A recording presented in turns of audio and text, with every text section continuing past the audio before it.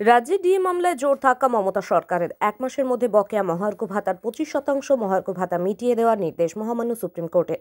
এই নির্দেশের পরই কলকাতায় রাজ্য বিজেপি কার্যালয়ে 6 মুরলীধরন সেন লেনে বিধানসভার প্রধান বিরোধী দলনেতা শুভেন্দু অধিকারী সাংবাদিক বৈঠক করেন। সাংবাদিক বৈঠকে আজকে ডিএ মামলা সংক্রান্ত সুপ্রিম নির্দেশের প্রসঙ্গে রাজ্য সরকারি কর্মীদের নিজেদের হকের প্রাপ্য বকেয়া মহার্ঘ ভাতার বড় জয় নিয়ে বক্তব্যের মাধ্যমে মহামান্য সুপ্রিম কোর্টের রায়কে স্বাগত জানিয়ে রাজ্য সরকারি কর্মীদের নিজেদের হকের দাবিতে আন্দোলনের পাশে সর্বোচ্চভাবে থাকার বার্তা দিয়েছেন তিনি।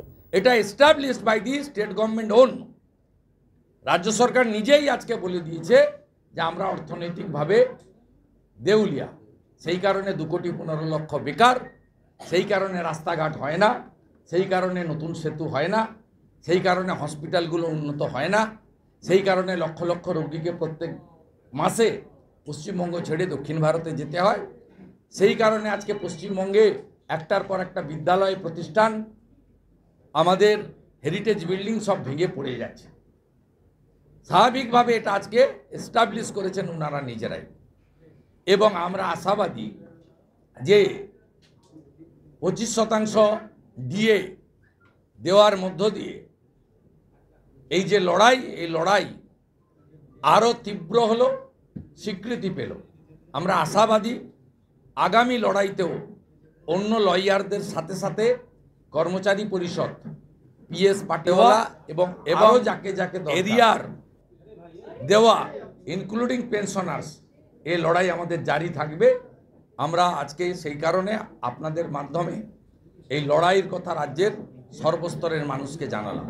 সাথে সাথে আমরা কর্মচারী পরিষদ এবং কর্মচারী পরিষদ সংগ্রামী যৌথ মঞ্চের শরিক, সেখানে দেবাশিস বাবুরা, সঞ্জীব বাবুরা প্রস্তাব দেবেন যে অবিলম্বে 7th পে কমিশন কার্যকর করা এবং 15 সাল থেকে এরিয়ার দেওয়ার বিষয়ে আমরা দাবি রাখব। সাথে সাথে সংগ্রামী যৌথ মঞ্চের যে 3টে দাবি আছে, যার শরিক কর্মচারী পরিষদ, 2টো দাবি নিয়ে আমাদের সম্পূর্ণ সমর্থন আছে আমি জানাতে চাই।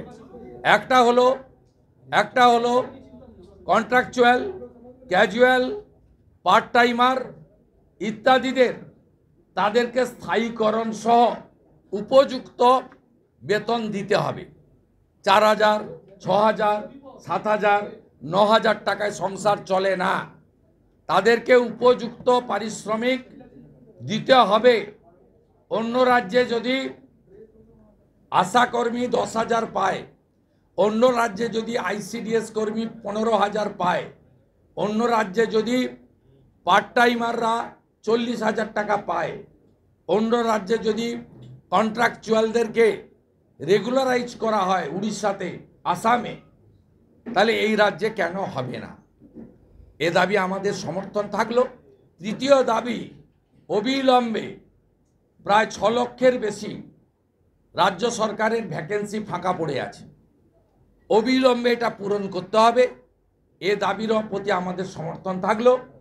সাথে সাথে ওবিসি নিয়ে যে জট এরা তৈরি করেছেন, সেই ওবিসি জট নিরসনের দায়িত্ব রাজ্য সরকারকে নিয়ে অবৈধ ওবিসিদের বাদ দিয়ে অবিলম্বে আগামী 6 মাসের মধ্যে 6 লক্ষ যে ভ্যাকেন্সি ফাঁকা রয়েছে পূরণ করতে হবে। কারণ বেকার যুবক যুবতীরা তারা আজকে পশ্চিমবঙ্গে মেধাযুক্ত হয়েও তাদের বর্তমান এবং ভবিষ্যৎ অন্ধকারাচ্ছন্ন করেছেন এই মুখ্যমন্ত্রী। আমাদের এই বক্তব্য ছিল, আমাদের কর্মসূচি আছে, তাই আমি আমাদের সাংবাদিক সম্মেলন এখানেই শেষ করলাম। আপনাদের যদি কর্মচারী পরিষদকে কিছু জানার থাকে জিজ্ঞেস করতে পারেন, অথবা তারা পরে আপনাদের বলতে পারে, আমি প্রস্তাব করব।